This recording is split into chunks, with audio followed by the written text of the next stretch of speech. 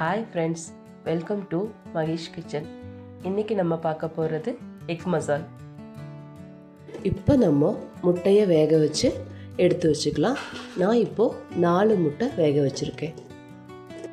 பெரிய வெங்காயத்தை நல்லா நீல வாக்கில் கட் பண்ணி வச்சுக்கணும். 3 தக்காளி, தேவையான அளவு ஆயில், 2 கொத்து கருவேப்பிலை, தேவையான அளவு உப்பு, 1 ஸ்பூன் மிளகாத்தூள், 1/2 ஸ்பூன் காஷ்மீரி மிளகாத்தூள், 1/4 டீஸ்பூன் மஞ்சத்தூள், 1 ஸ்பூன் மல்லித்தூள், 1/2 ஸ்பூன் கரம் மசாலா தூள். ஆன் பண்ணி பேன் அதில் வச்சாச்சு.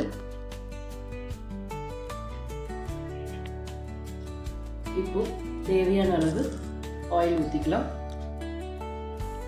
இது முட்டையை ஃப்ரை பண்ணுறதுக்கு. இதுக்கு கொஞ்சோண்டு மஞ்சத்தூள், மிளகாத்தூள், உப்பு கொஞ்சம் போட்டு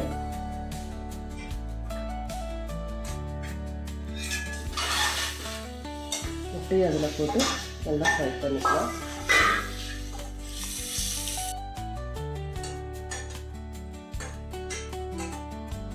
அளவு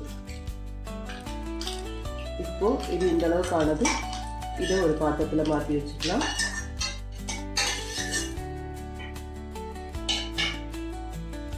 இப்போ கொஞ்சம் ஆயில் ஊற்றிக்குங்க.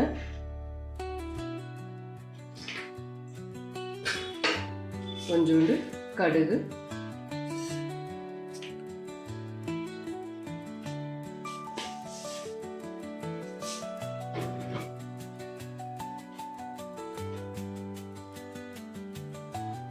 இப்போ நறுக்கி வச்ச வெங்காயத்தை இதில் போட்டுக்கணும்.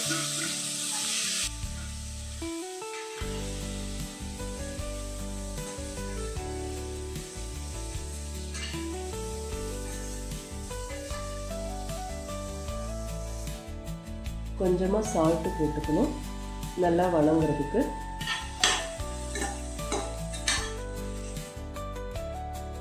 இப்போ 1 ஸ்பூன் இஞ்சி பூண்டு பேஸ்ட்டு போடணும். நான் தேவையான பொருட்கள்லாம் சொல்ல மறந்துருப்பேன். 1 ஸ்பூன் இஞ்சி பூண்டு பேஸ்ட்டு போட்டுக்கோங்க. இப்போ இந்த கருவேப்பிலையை போட்டுக்கலாம். இப்போ நான் தக்காளியை அரைச்சு இதில் சேர்த்துக்கிட்டேன். மல்லித்தூள், கரம் மசாலா தூள், காஷ்மீரி மிளகாத்தூள், மஞ்சத்தூள், மிளகாத்தூள் இதெல்லாம் போட்டு நல்லா கிளறி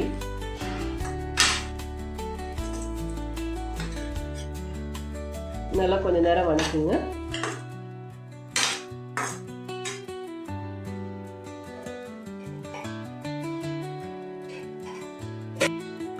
தண்ணி சேர்த்துக்கோங்க.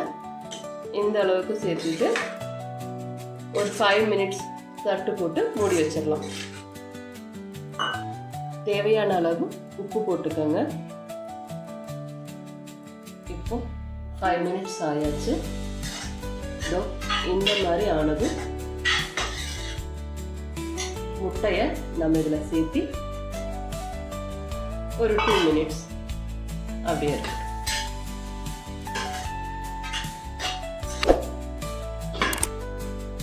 இந்த மாதிரி ஆனது. கொத்தமல்லி தழை வச்சு ஸ்டவ்வை ஆஃப் பண்ணிக்கலாம். இப்போ எக் மசால் ரெடி ஆயிடுச்சு.